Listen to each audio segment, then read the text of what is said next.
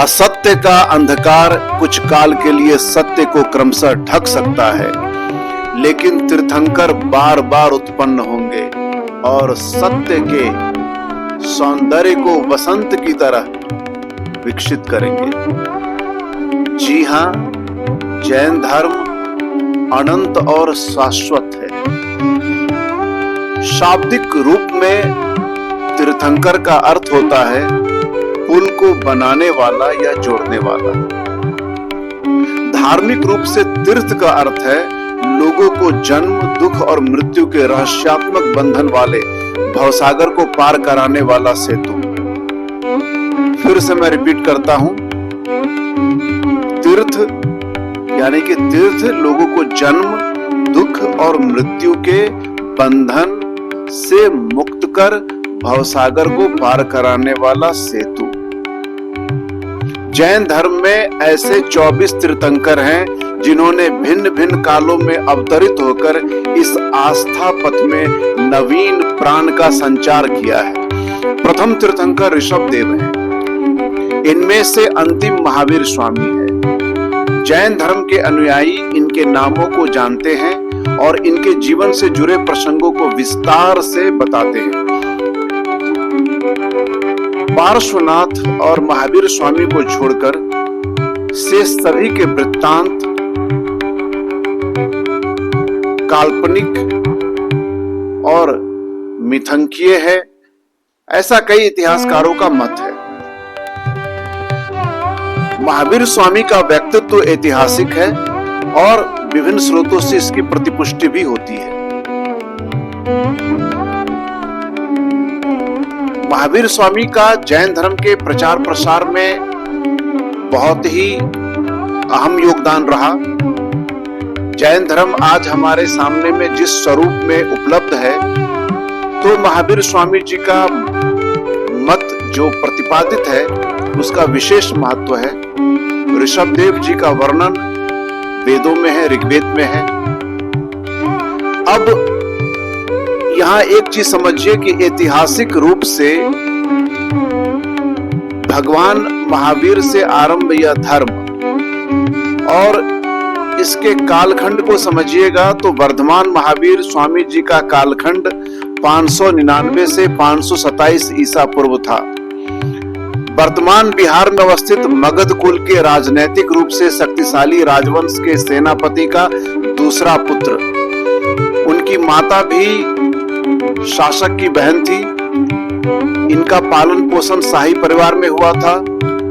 इनका विवाह यशोदा नाम की एक सुंदर महिला से हुआ था और यशोदा से उनको एक पुत्री भी प्राप्त हुई थी। जब वे 28 वर्ष के थे, उनके माता पिता ने, जो पहले से पार्श्वनाथ 23वें तीर्थंकर थे, जो ईसा पूर्व 9वीं शताब्दी में थे, आस्था रखने वाले थे, व्रत पूर्वक अन्न त्याग के द्वारा प्राण त्याग कर दिए थे। संभवतः इस घटना का उनके जीवन पर इतना अधिक प्रभाव पड़ा कि उन्होंने सन्यासी जीवन अपनाने के लिए घर छोड़ने की ठान ली, लेकिन उनके परिवार के सदस्यों द्वारा उनका विचार बदल दिया गया। परंतु वह अपनी खोज के लिए अति आतुर थे और अंततः 2 साल के बाद अपने बड़े भाई की सहमति प्राप्त करके पारिवारिक जीवन को त्याग कर बंधन से मुक्त हो गए। ऐसी परंपरा जो निग्रंथों की थी, जिसे पार्श्वनाथ जी ने स्वयं स्थापित किया था, उन्होंने स्वीकार कर लिया। अब महावीर स्वामी थे क्या? मूलतः महावीर स्वामी एक खोजपरक व्यक्तित्व के स्वामी थे। उनमें एक जिजाविसा थी। अपने मत के प्रतिपादन हेतु कुछ समय बाद उन्होंने महसूस किया कि निग्रंथों के उपदेश पर्याप्त कठोर नहीं थे। यहाँ एक चीज गौर करने वाली है कि जैन धर्म और बौद्ध धर्म में अपेक्षाकृत जैन धर्म अधिक कठोर है। इसलिए उन्होंने उसे छोड़ दिया और बिना किसी आश्रय के, शीत ताप की परवाह किए बिना एक यायावार का अर्थ होता है सन्यासी की भांति विचरण करते रहे। उन्होंने स्वयं को कीड़ों मकोड़ों, घावों वह लोगों की गालियों के आक्रमण के मध्य छोड़ दिया। अब यहाँ एक चीज और गौर करने वाली बात है कि जैन धर्म में वस्त्र का उन्होंने त्याग कर दिया था। दो जैन धर्म में संप्रदाय हैं, श्वेतांबर और दिगंबर। श्वेतांबर श्वेत वस्त्र धारण करते हैं और दिगंबर निर्वस्त्र रहते हैं। तो महावीर स्वामी जी ने वस्त्र का त्याग कर दिया। मान अपमान, शरीर को हानि, क्षति, घाव, लोगों की गालियां, आक्रमण के मध्य उन्होंने तपने के लिए छोड़ दिया। दूसरों के द्वारा जो कुछ मिल जाता था उसके सिवाय कुछ भी नहीं खाते थे और प्रायः दीर्घ उपवास करते थे। उन्होंने सभी भोग की वस्तुओं, आसक्तियों को छोड़ दिया। यहाँ तक कि जो वस्त्र पहनते थे, वस्त्र का भी त्याग कर दिया। और इस प्रकार यायावार सन्यासी एक भटकता हुआ जीवन व्यतीत करते हुए 12 वर्ष के उपरांत उन्होंने सर्वज्ञता या कैवल्य की प्राप्ति की। अब उनका नाम महावीर हो गया, जिसका अर्थ है कि एक महावीर नायक, जिन विजेता, जिन्होंने विश्व और स्वयं दोनों पर विजय प्राप्त कर लिया हो और अहर्त एक पूजनीय व्यक्ति कहे जाने लगे। यानी कि महावीर, बहुत वीर की उपाधि, जिसने काम, क्रोध, मोह, लोभ, विषय वासना सबको जीत लिया हो। अब उन्होंने जो ज्ञान प्राप्त किया तो इस लक्ष्य को उन्होंने मुक्ति पथ नाम दिया। और पार्श्वनाथ की जो शिक्षाओं की जो परंपरा थी या शिक्षाओं को पुनर्जीवित करने को अपना कर्तव्य उन्होंने मान लिया। उन्होंने अपनी यात्रा को नंगे पांव बिना कपड़ों के भिक्षा मांगते हुए जारी रखा। यहाँ तक कि उन्होंने सभी को, उन्होंने आर्यों को, असभ्यों को, पुरुष को, नारियों को, यहाँ तक कि यहाँ जीव जंतु को भी उन्होंने उपदेश दिया। उन्होंने अपने जीवन में कभी भी अमीर, गरीब, राजा, प्रजा, सामान्य लोग, पुरुष, महिला, राजकुमार, पुजारी, अनेक संप्रदाय, जाति, भेद, अस्पृश्य वर्ग, किसी में भेदभाव ना करते हुए सबको अपनी ओर आकर्षित किया। यहाँ एक चीज गौर करने वाली और है कि जैन धर्म और बौद्ध धर्म को अपनाने वाले ज्यादातर वणिक वर्ग थे। वणिक वर्ग इसके ज्यादा अनुयायी बने और उन्होंने इस धर्म को सहर्ष स्वीकार किया। और इनके अनुयायी सांसारिक सुखों को छोड़कर भावनाओं पर विजय प्राप्त करने का प्रयास करते थे। साधन संन्यास और सन्यासी हो गए। उन्होंने अपने अनुयायी को 4 समूहों, 2 समूह भिक्षुओं के और 2 समूह सामान्य व्यक्तियों में बांट दिया। एक तो था साधु का संघ और साध्वी का संघ। ये स्वयं पर नियंत्रण का अभ्यास करते थे और समस्त इच्छाओं और पार्थिव वस्तुओं को छोड़कर आध्यात्मिक साधन एवं आचार्य बन जाते थे। ये दृढ़ता से 5 महाव्रतों का पालन करते थे।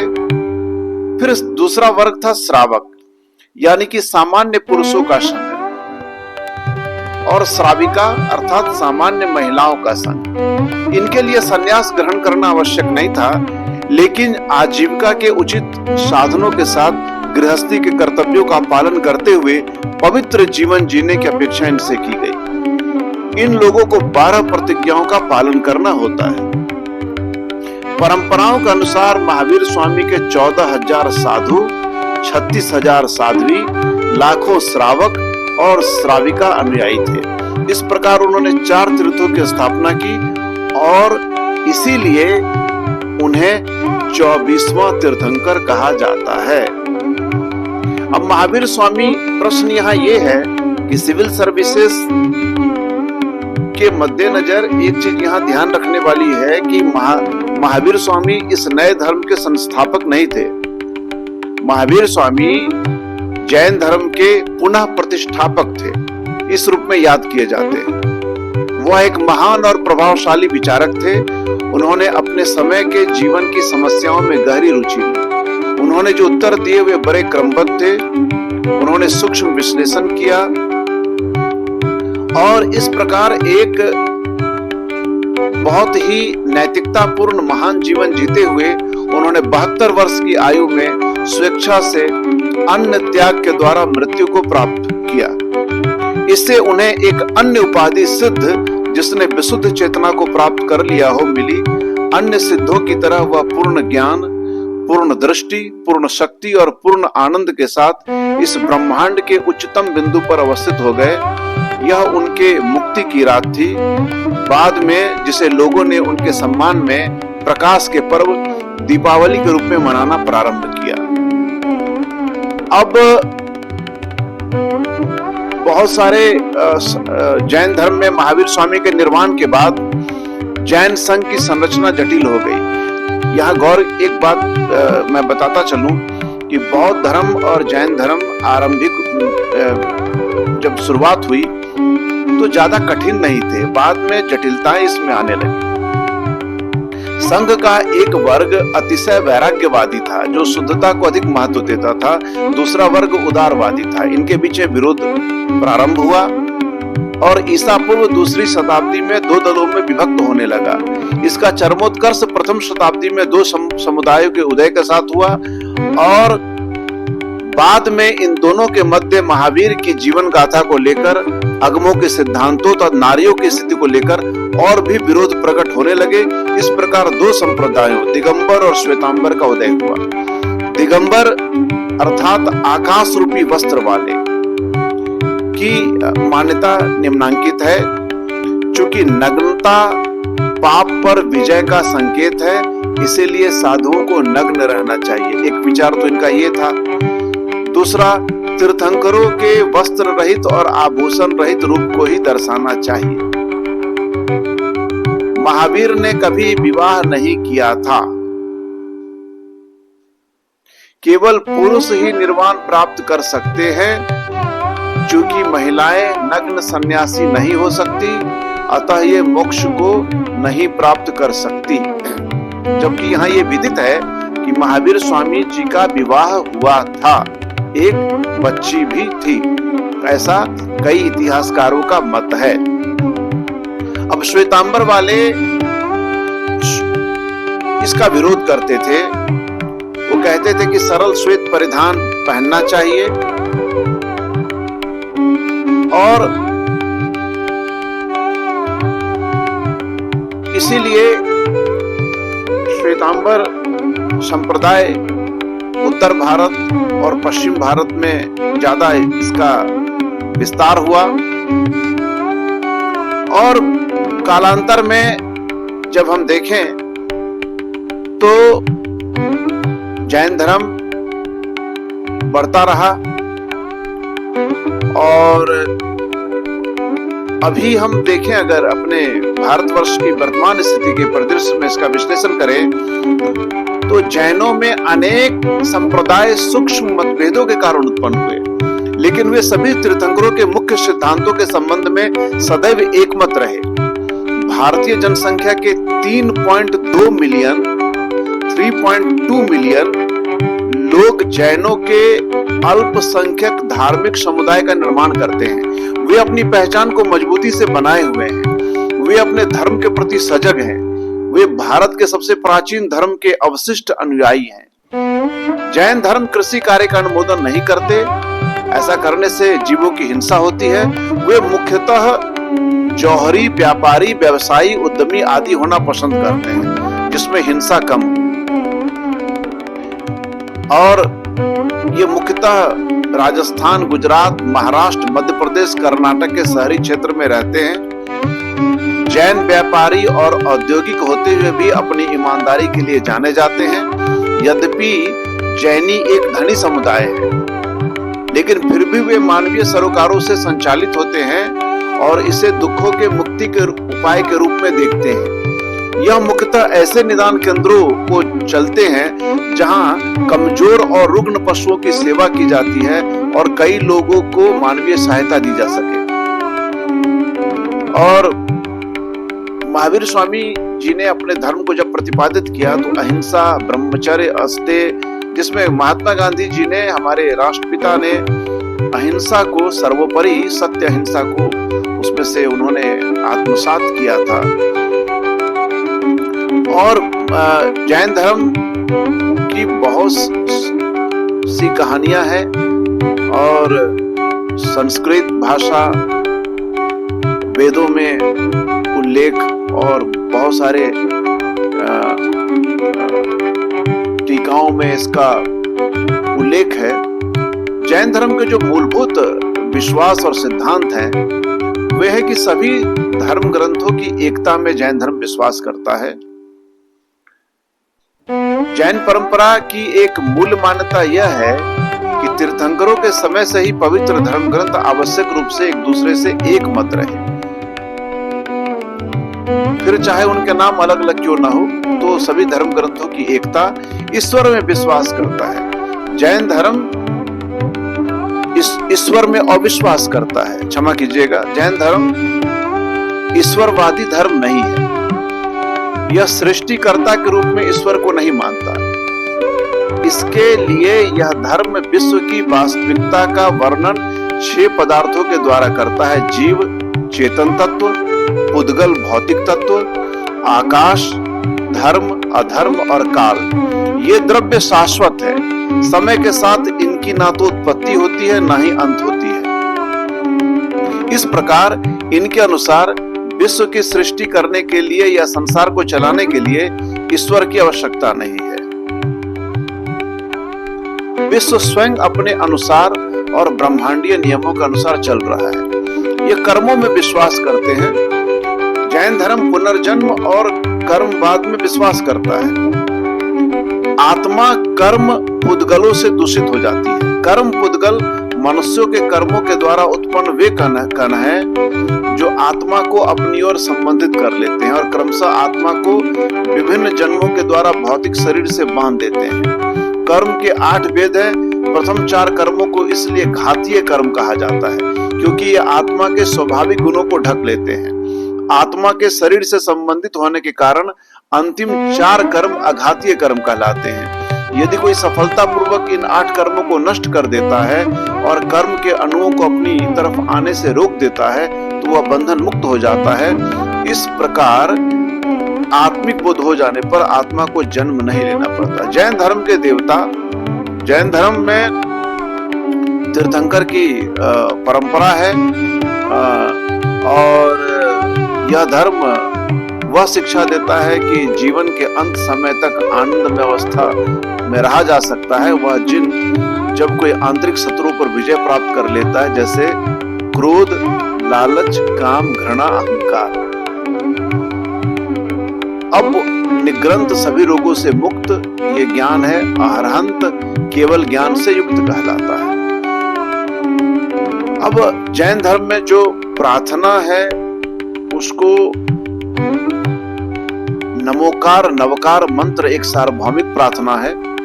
इस प्रार्थना में जैन मतावलंबी प्रतिदिन सर झुकाकर संपन्न करते हैं और अच्छा कर्म करने से पहले इस प्रार्थना को जरूर करते हैं। प्रार्थना इस प्रकार है: नमो अरिहंतानां। मैं उन सभी अरिहंतों को नमन करता हूँ जो पूर्ण एवं चिर आध्यात्मिक विजेता हैं। नमो सिद्धानां। मैं सभी सिद्धों को नमन करता हूँ जो मुक्तात्मा है।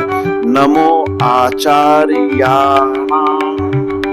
मैं उन सभी आचार्यों को नमन करता हूँ जो जैन संघ के पुरोधा है।